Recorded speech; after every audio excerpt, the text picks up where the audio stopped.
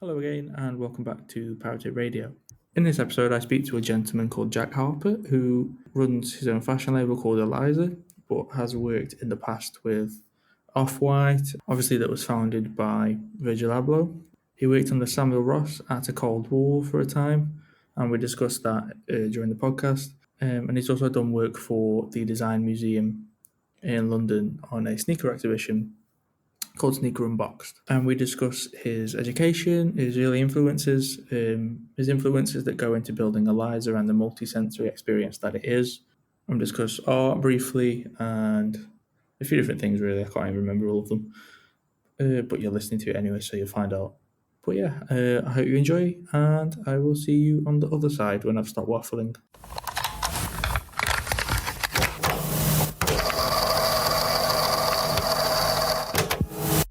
First of all, for the pleasure... why do we always fuck this up? First of all, for the people that don't have the pleasure of knowing yourself, can you give them a bit of a rundown as to who you are and what you do? Say less. So my name is Jack Harper, and I am the creative director and founder of Aeliza, which is a clothing and design and experience-based project in London. Short but sweet. That's nice, though. It's good. It's good. So, yeah, as I said, jumping back to when things might have first got started for yourself, can you remember when you first really got interested in the arts at all?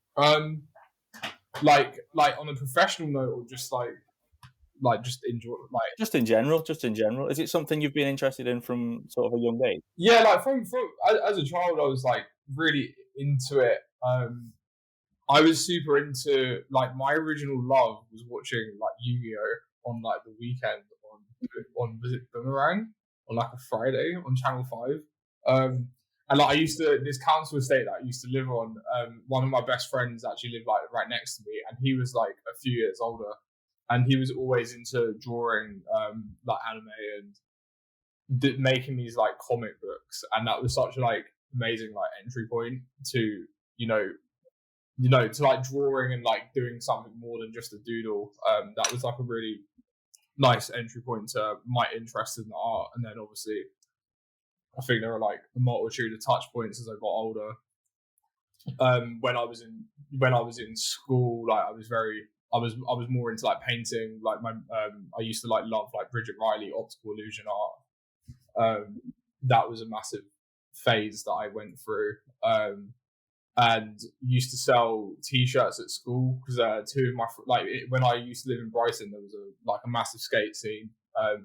So there was like a massive surge into streetwear that came with that, from like the 100 Supreme.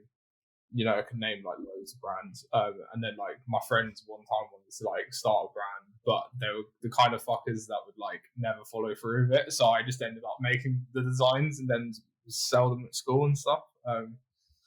And I think like a massive moment where I like acknowledged like graphic design was when the Hope poster by Shepard Fairley came out. So like when I was looking at doing my GCSEs, there's usually like a show day where like you see all the like choices you can pick from, and I just like always remember looking at that poster being really fascinated by it, but I was like confused why it was in this like field of graphic design and that wasn't just art, and that really like touched, I was just really tapped into that. And yeah, that's that I could guess in short is like where my like love for all of that came from.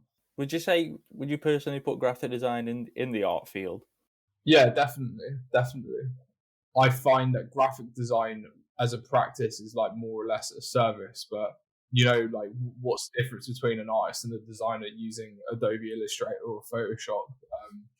Like as a practice, it's not there's not too many differences, but I definitely see that like graphic design is like there to serve, rather than there to like be a form of like freedom and expression, you know. I think it can as well, though. You can definitely get sort of graphic artists. There was a guy I was looking at yesterday who does, I can't remember his name for the life of me, but it's in this like contemporary art exhibition thing, and he's selling these paintings where it's just a rainbow, and the title of the painting is just the steps that he took in Photoshop to make the print, and it's selling for like 200 grand a piece. But it's just like click on X, Y, and Z. It's got that XYZ coordinates, and then it's telling you to drag. It's giving you the instructions on how to make the print. It's really strange, but it's like it's selling for loads. Keyword though to the point is you saying graphic art, not graphic design. Yeah. So that is what I would say is like the difference ultimately.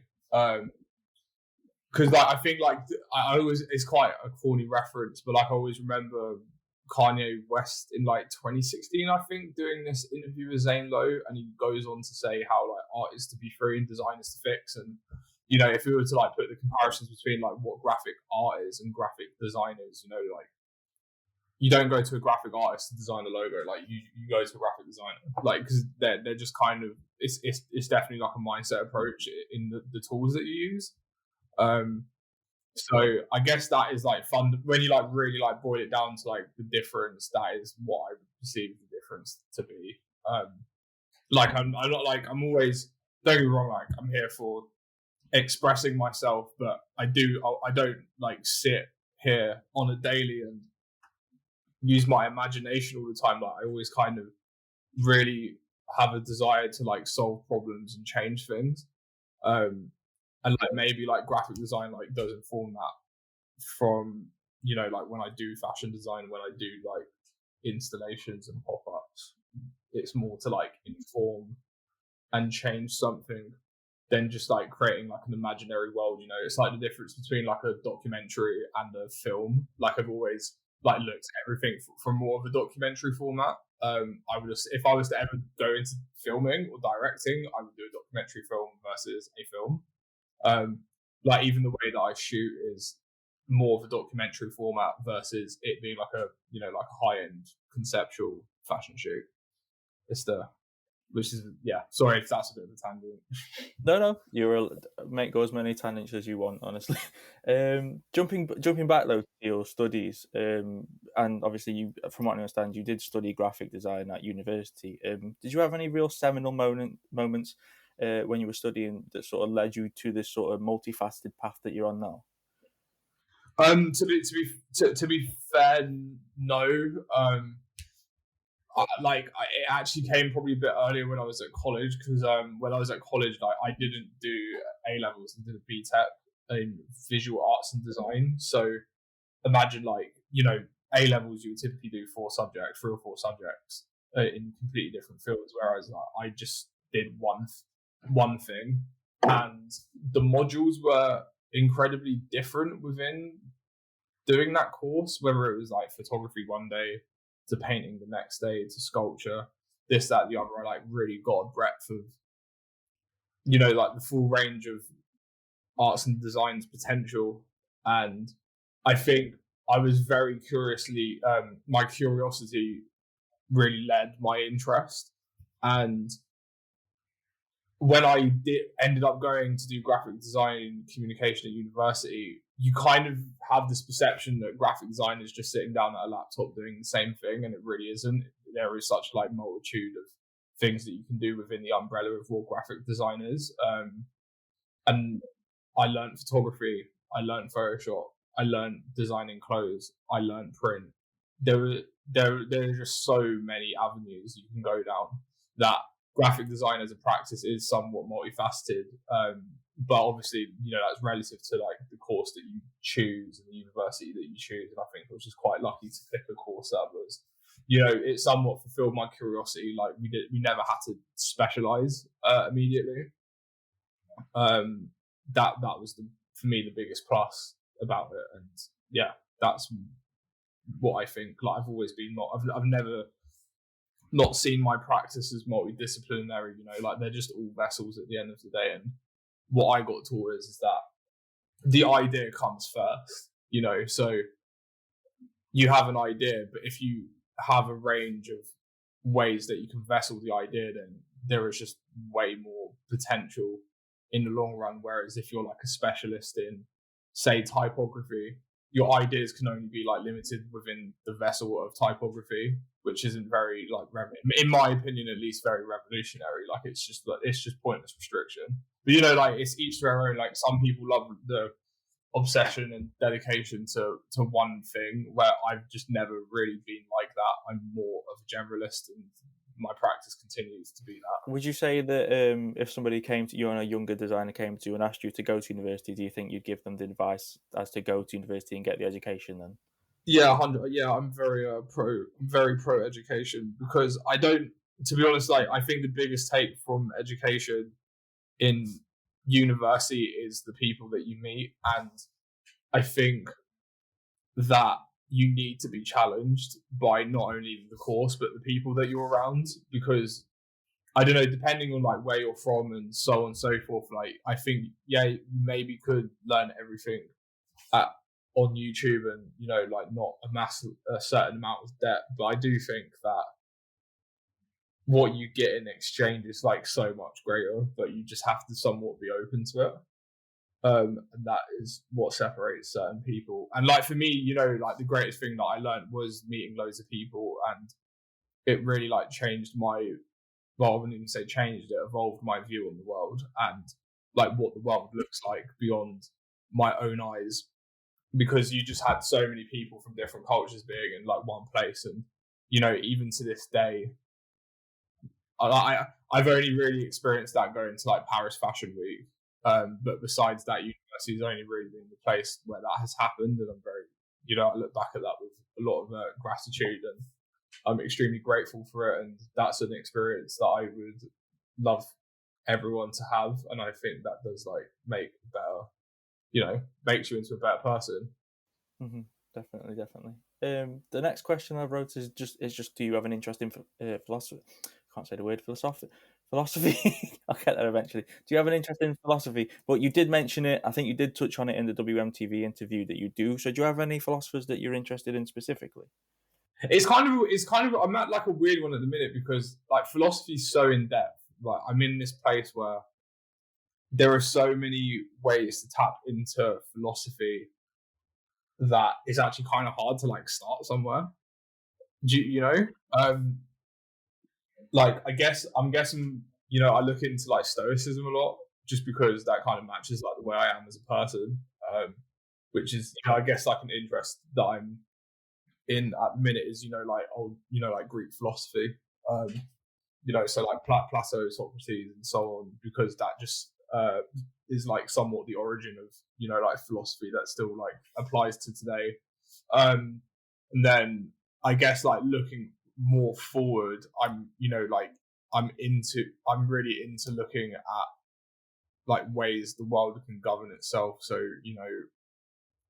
capitalism, communism, socialism, Marxism, they're not necessary. They're more like ideological drives to like rule society, and run society. But at the core of it, it does come from like a philosophy, because you have to have reason, and philosophy isn't this like black and white, right or wrong topic. It's actually something way more layered, and I look into that all the time. It's stuff I could listen to every day and like think about it.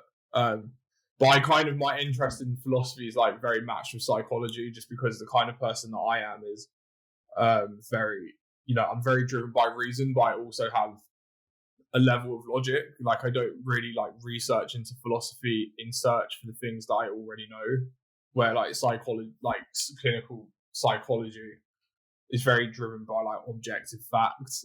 It's not really about finding the answers that you want. And so, yeah, I think those topics in a time in the world right now, which is extremely polarizing, is actually a very interesting time to be looking into it. I don't really think philosophy is actually in the foreground as it should be, in my opinion.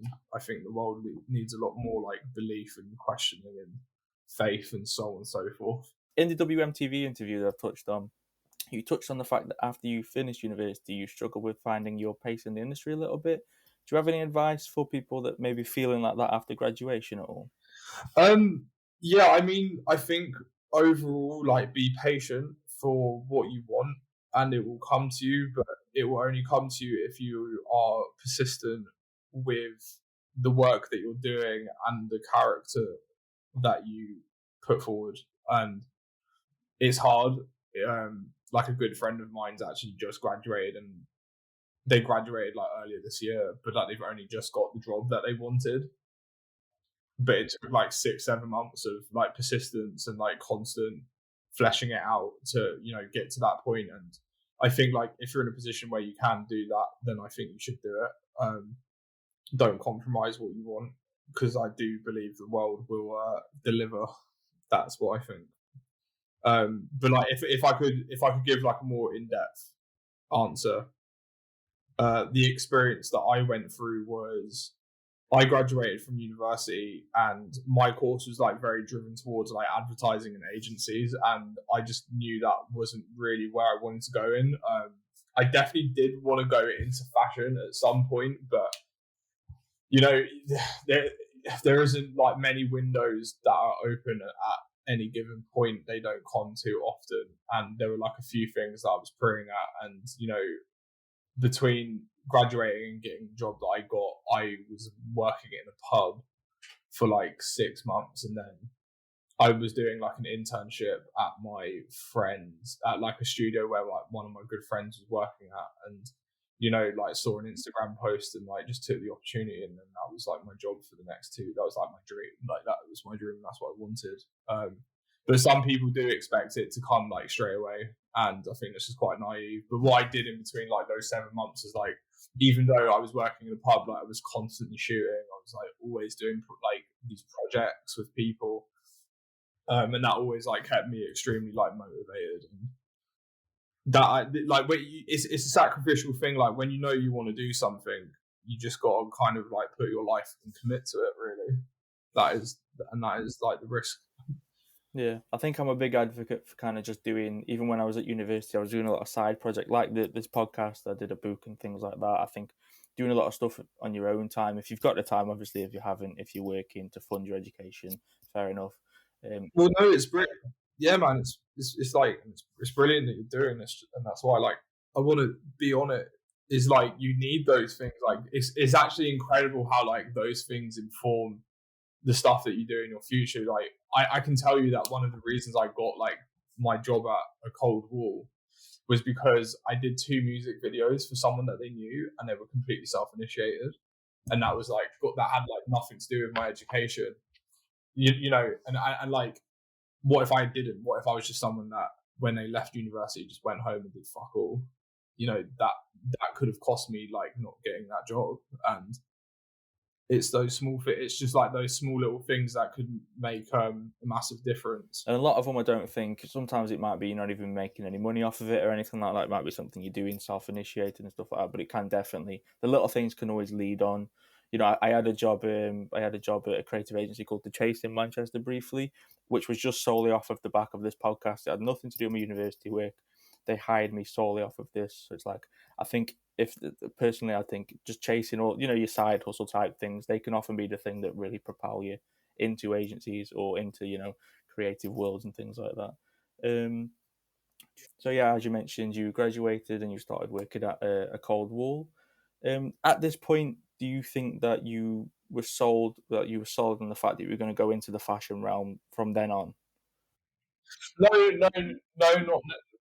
No, I was kind of like open to like a few things that was happening. Like, I'm really into like book design and, you know, like that whole thing, like printing and stuff. And so I was like looking at a few opportunities there, but they just kind of like never came up. Like, I'm a massive fan of a company called OKRM that do like, they're actually design one of Virgil's books. They do a lot of like stuff in the fashion industry, but they also do stuff out of it. But it's just like centered around more like editorial design and bookmaking, and I've always like had a love for that. That's why I make books now, and will continue to do so. So I was like, I think my passion was more driven towards like the concepts and, you know, like what purpose does it serve? And, you know, to me, like, even though they were kind of like different in practice, a Cold War and OKRM were like very similar in terms of like what it's striving to do. And I was like very impartial to that. But like a Cold War presented an opportunity, and that was like what I ended up doing. And that was the greatest thing that I did. You obviously touched on working with Virgil and Samuel. Do you have any significant memories from this time at all? Any gems that you can remember? It's kind of interesting. Like if I was to like talk about them collectively, like I've spoke to Virgil like a few times. So I did like a project with him and my mate where we shot this like rubber dunk campaign, and the whole like concept was around the fact that skating was in the Olympics for the first time, and my mate was a skater, and he like sent us this like javelin and these hurdles that like my boy had to skate over, which is quite fun. But like, what was I guess like the juxtaposition between like Samuel and Virgil was like Virgil was so like he just lets you do it, and he's kind of like the way he talks was just so like, you know, like enthusiastic, like a teenager. It was very loose, which was such a difference between working with Sam, who's like very meticulous, and, you know, like, mate, this guy would like speak to me till like 2 a.m. like trying to get like an image photoshopped perfectly, and it was exhausting at times, but it also like informed me, like it actually got like, it's why like I can do things to such a like rulingly high levels, because he taught me in that way. But I always just like find it hilarious how like they ever worked with each other, just because like the way they pursue their practice is so fucking different. But their like values are the same. It's just the way that they express it is like quite different from like a internal level. But like both experiences I'm like incredibly like grateful for, and I like loved working with them. I guess like when you like work with people like that as well, you know, like, I also work with like currently I do like some freelance for Clint at Cortez. Like the one thing I can just say is like, it's not a coincidence that these lot were like are in the positions that they're in, you know.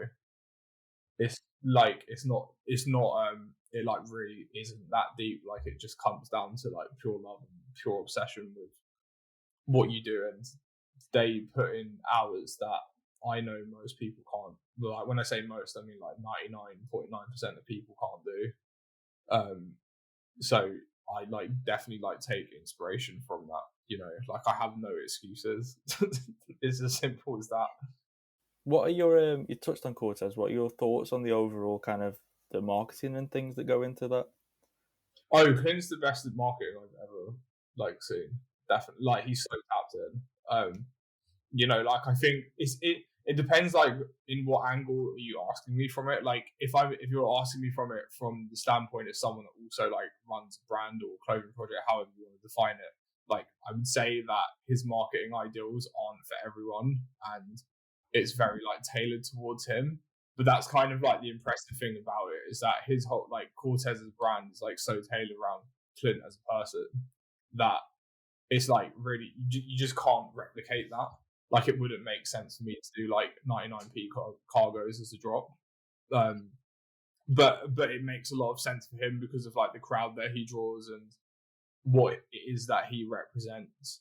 And yeah, I think like, you know, like when I've talked about it with like people close and stuff, like you know, there's definitely like a dual discussion there. Like it's not just, you know, like patriotically positive. Like I do sometimes think, oh, okay, like with the cargo thing, does that influence like fast fashion or does that not? And I would say no, it doesn't. But it's like I think the greatest thing about what Clint does is that it makes people like myself talk about it.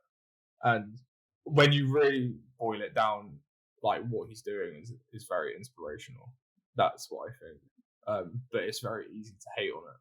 You know, that's not me saying it, but like I know a lot of people that do hate on it, but there's actually no reason why.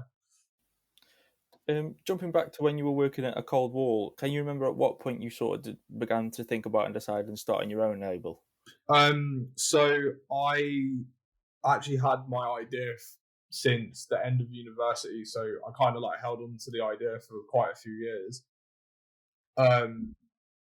But I just didn't think it was like the right time, and I just wanted to learn a lot more before I like dived into doing something like what I did, and that was just like based off of me understanding that I had quite like a limited knowledge, and there was just I just like very front with I want to like see if I can achieve it with someone else before I like work on my own thing, and that's just like the route that I ended up going down. And I kind of like look back at it and think it's really interesting. Like I don't know how I would have pursued Aeliza when I was 20. Like I just didn't know anything. Like I really didn't. I was too nervous to even like print t-shirts like at a factory. And like now I like know how to do cut and sew and like run everything from like a business level, like understand like what it means to make a collection and the marketing and blah blah blah. Like I just know how I understand it all because I worked in it, and like I just think that's so important to like have that experience. So yeah, I would advise everyone to intern or get a job in industry of their interest before they start doing what it is that they're doing. But it depends, you know, like that's just me and my character. You know, like going back to Clint, like Clint had a brand before called Cade, but like he didn't necessarily have like experience working in another brand that wasn't his own. He just like did it himself, and it's just each to their own. But I personally would always advise to like, you know, try and work with other people first. I ask this to every guest now, and it's kind of like a recurring segment, but it's essentially the idea of, I call it the Hall of Fame. And if I was to run up to you in the street and say, can you give me one thing that I'll go away and research that has been really the heartbeat of your own career? And it can be anything. It can be a book, a movie, a painting, a song, you know, something that's been kind of the most inspirational thing that you've ever come across. It might be a person, you know. What do you think that would be for yourself? Oh, that's so tough. That's a mad question, I know, by the way. Because I could like say, because I like look back and I can like say a few things that have definitely like influenced me, like more than anything.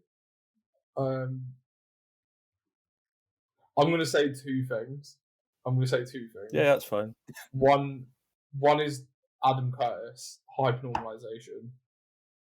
Just because I think that is the most twisted, most insightful. Just like that. I would like solely. I would happily say that documentary and him as a person changed my life, just because of like the way he like ties everything together, and the in-depthness to it. Like I love the fact that we don't know everything, and like how everything has like a chain response to one another. And yeah, I think that's great. So I'd highly recommend that. My other thing is I would like my biggest inspiration in more like the first half of my life is Keith Haring, just because he showed me that it wasn't about how good you are at something, it was about whether you enjoyed it. And like something that I like really felt in touch with, so that I have two younger sisters who are half my age, and when I used to like paint and stuff, I would like make sure that like my sisters were able to paint it as well. And so Keith Haring like showed me the importance of accessibility and connection through being able to like draw it as well. And so things that he was able to do like such a massive work and tap into so many places, that just always like drew as like an inspiration to me, and, you know, for like work ethic, work accessibility, education. Yeah, that's my favorite artist of all time. You touched on Joseph Albers when you did the other interview as well. Have you got any? You touch on sort of the inspiration? Yeah, I mean, yeah, I like Joseph Albers would probably be like my third choice. Just because like I think, well, first off, like Joseph Albers was a teacher at the Bauhaus School of Design, and what he showed me is the power of education through the medium of art, which kind of like even puts the question whether it's art or not. Like And I think like I think right now in the world, whether it's in like the field of art and design, like I do think there is this lack of education for it. Like there are, you know, you can definitely create an argument that there are in some places, but like the kind of education that there is in the like art and design world is like very, you know, of protest, of like change, where I guess Joseph Albers was just like a bit more, you know, like on the side academic in general. And, you know,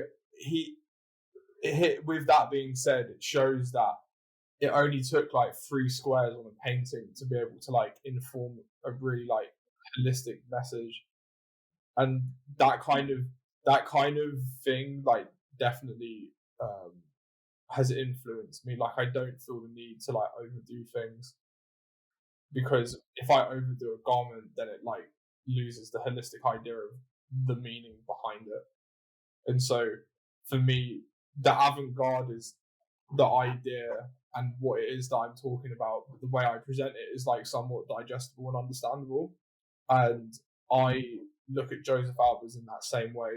And for me, that, you know, draws to be a very big inspiration. Do you ever struggle? I struggle with a lot, and especially when I was in 3rd year, because I did a clothing project then. It was called Context, and I had a load of it. It was essentially the idea of taking visual elements from like the first collection that I did was on the construction industry.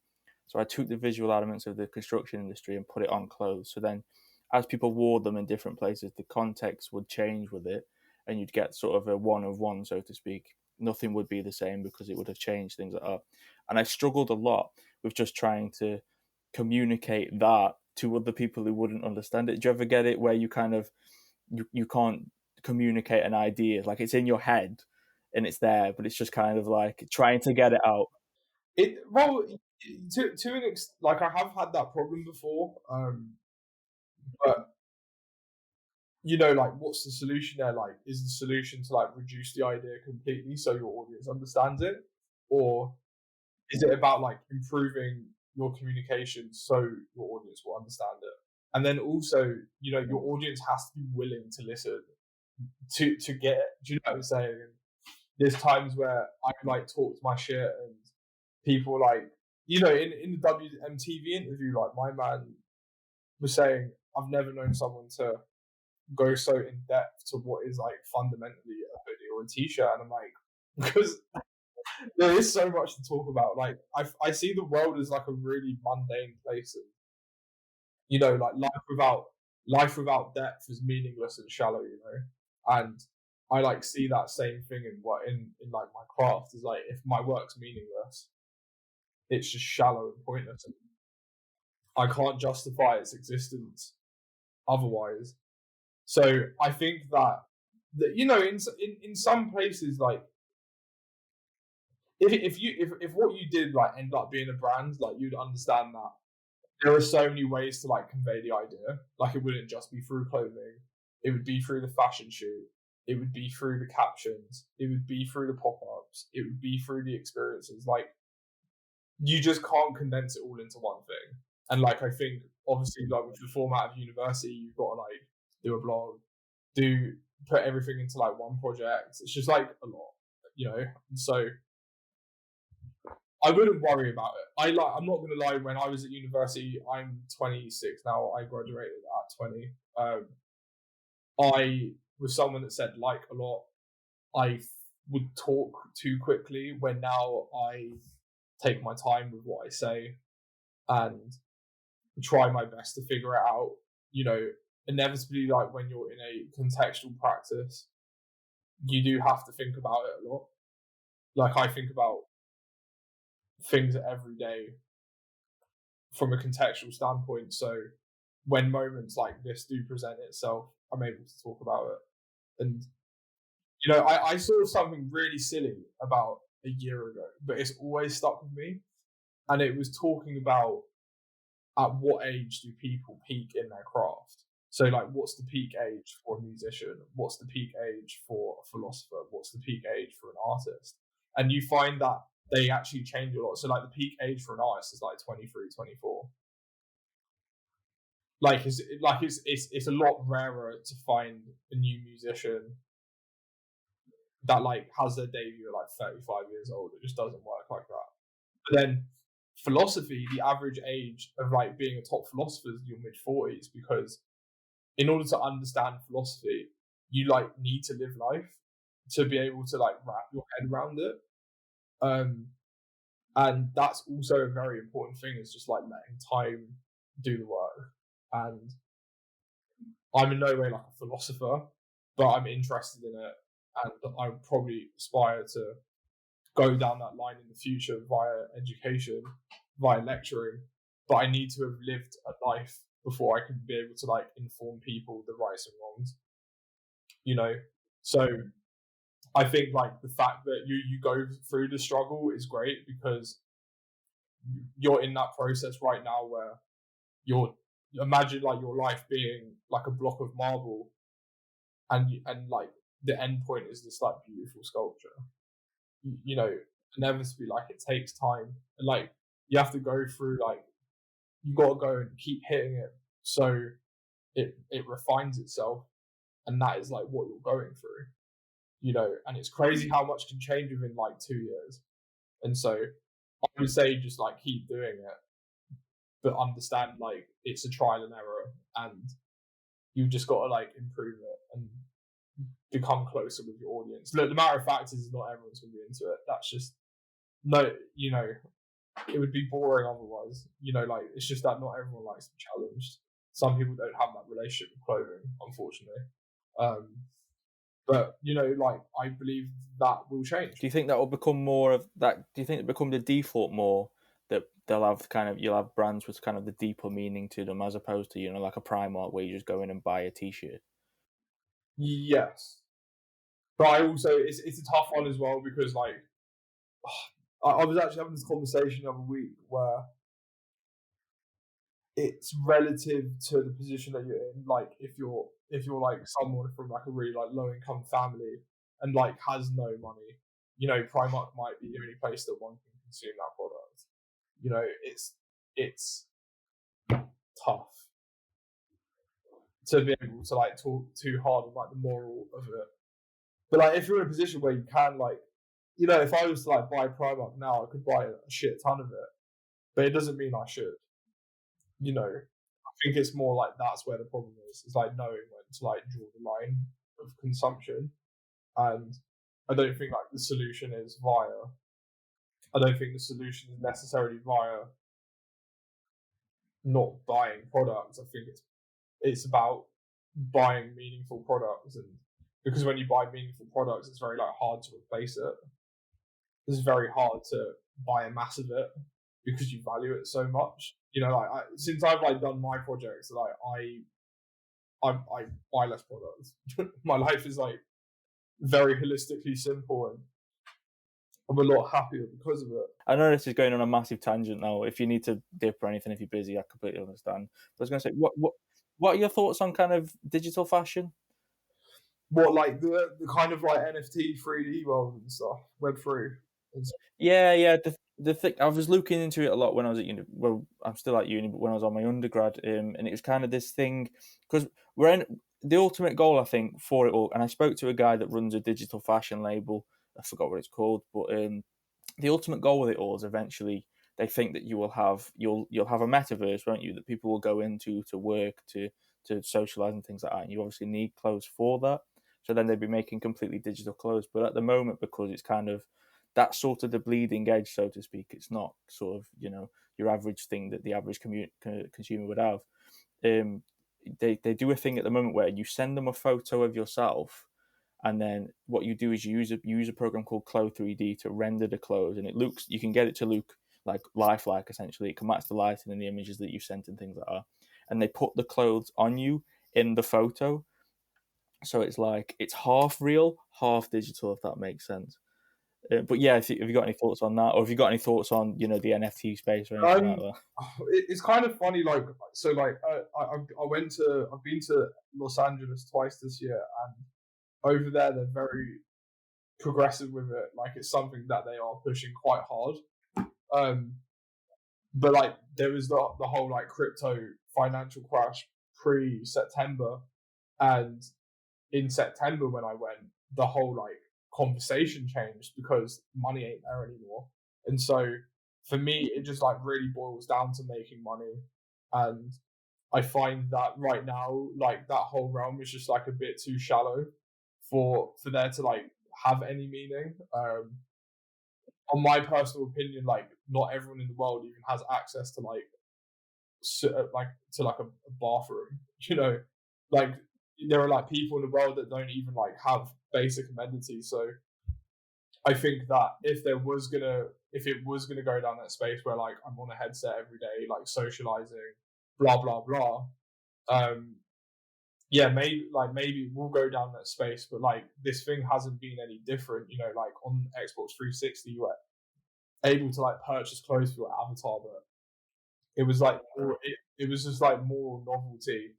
It wasn't a necessity. Do you know what I'm saying? Like I couldn't give a fuck if I was in the metaverse. Like I couldn't really give a fuck what I'd wear because me personally, like I'm just aware of who me as a person matters in real life.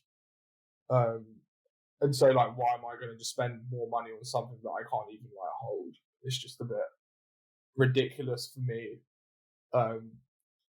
I just think a lot of it's bullshit, and it's not a coincidence that like NFTs became a massive thing in a time where the world was crashing due to the pandemic.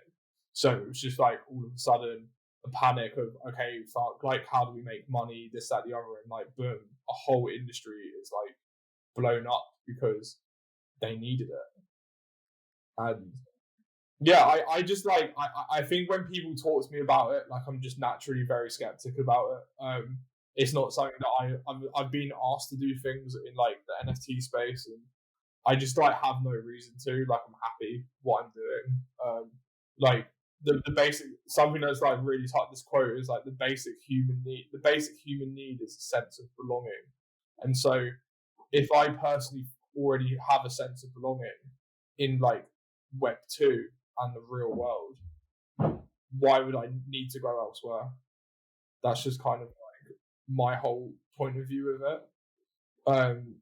But like we'll see what happens in it. Like I just see it as a bit of a gimmick. Like none of us go to the cinema anymore and watch 3D films. Like it's just an equivalent, in my opinion. You know. But like you know, I definitely see I see like the Web3 space as like a great place for like other things like education. I definitely see I see great potential there. I see great potential in you know like hosting art spaces for you know like 3D and virtual work. I like see that, but I don't see the value in it in like the monetary sense. Like I think that is just like straight bullshit capitalism that like does nothing. That's good. That's good. I like the answer. Jumping backwards now because we're on a bit of a tangent to back to Aeliza. You obviously know more than a graphic designer, a lot more than a graphic designer. But would you still call yourself a graphic designer? And does graphic design play a role in your day-to-day activities at all? Yeah, I mean, before I got into school, I was editing photos. But besides, you know, so like, there's definitely like a practice in my day-to-day that's 100% graphic design.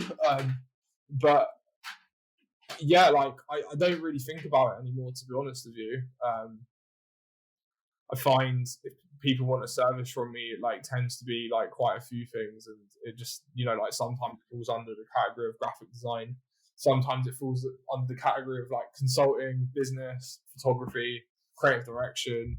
It's you know I kind of more identify with what it is that I care about versus what it is that I do. Like what it is that I do is just like a tool to make people feel comfortable, you know. But it's just like you know, like I struggle to have like a website of my own because I just like don't really know how to articulate all my ideas into one place without confusing someone.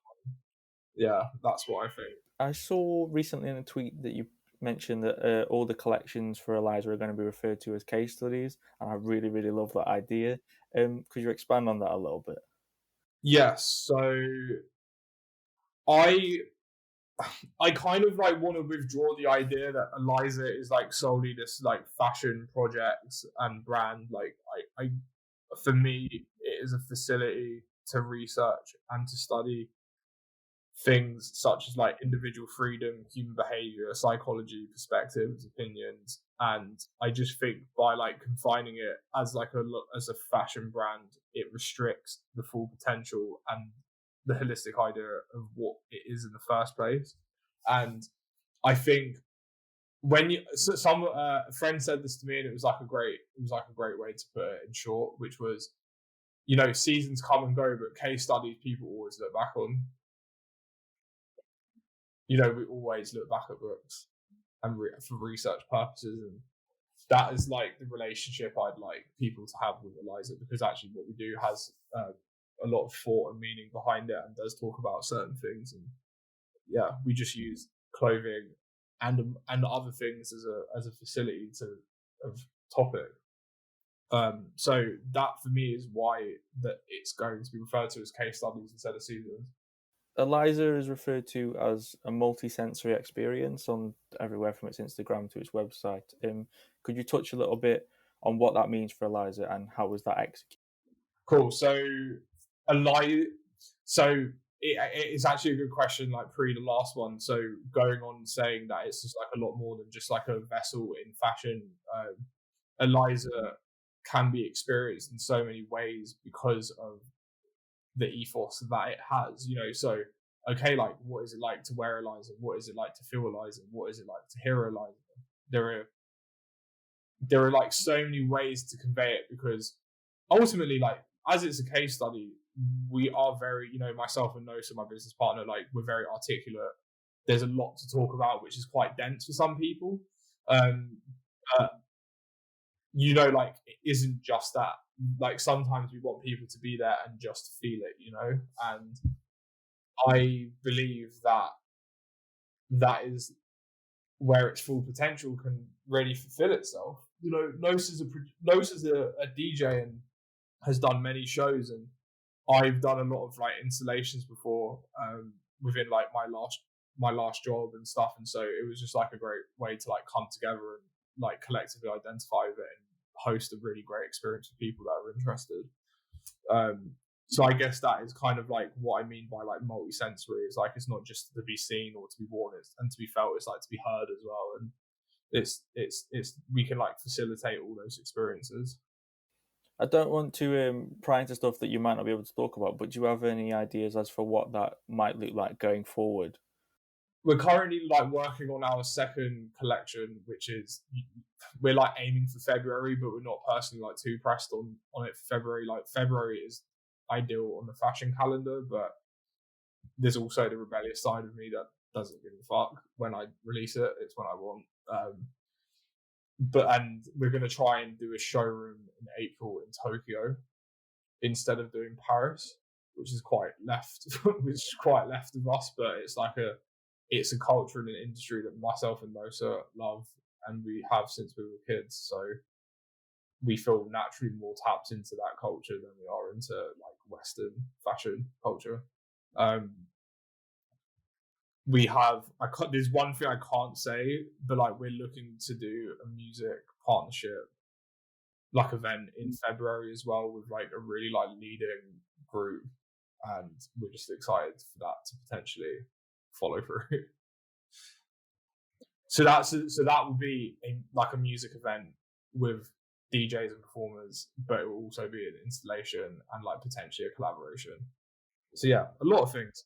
Lastly, to begin, just a final question, and it's quite a big one, but if you could go back in time to when you first got started in all of this, before everything, and give yourself one piece of advice, knowing what you know now, what do you think it would be? If I look back, I would have probably said like leave London, just because like the world's a lot bigger than London, and like I think because I like have a business at like a bigger point, it's like harder to leave, because like right now I'm in my studio, so I can't just like pack my bags and go, because I've got so much shit with me. So I guess like I guess be more free before you start doing it, but it's a double-edged sword, because ironically I travel more because I've got this, so it's a really like strange one. But like when I did it, then I'm a bit more streamlined with my way of thinking, a lot more mature. I'm a lot more like at peace with the process. Where back then I was like a lot tighter with it, and I don't think that was necessary. Sound. And then lastly, where can people find yourself online? So I use Instagram, so Jack Harper _4 times, and that's my Instagram. And then Aeliza, which is Aeliza, that's it. That's on Instagram as well, and we've got Aeliza.com. The most interesting point that I say, but I keep it very private, is we have a burner account called Aeliza.truth, which is effectively the whole process of Aeliza from start to finish. And that's something we like hope to make public in years to come. But that is effectively like our blog, which we hope to like teach people when like things go wrong, things go right, you know, just to make people feel closer to it and make it feel more relatable. The one thing I definitely don't want to do with this is that if it does get bigger, is to not alienate people nor make people feel distant. I want people to like look at it like they can look at themselves in the mirror, you know. Hello again. I have now stopped waffling, so I'm going to carry on waffling. I hope you enjoyed that. It was really insightful for myself. Hopefully you got something from it. I'm sure you did. Yeah, give Jack a follow. If you don't follow Aeliza, go and give it a follow. It's really lovely. The messages behind the garments are really lovely and well thought out. And it's a project which is sort of still in the early works, in its infancy, but it will do, you know, I can imagine it becoming a really big label at some point. You want to follow myself online as ever, I'm Parity Material. My website is paritymaterial.co.uk. It's just a collection of my work. I don't know why you'd go and look at it if you listen to this. I don't even know why I plug it, to be honest with you. But yeah, thank you for listening, and I shall, whatever I do at you, speak at you next time. Bye.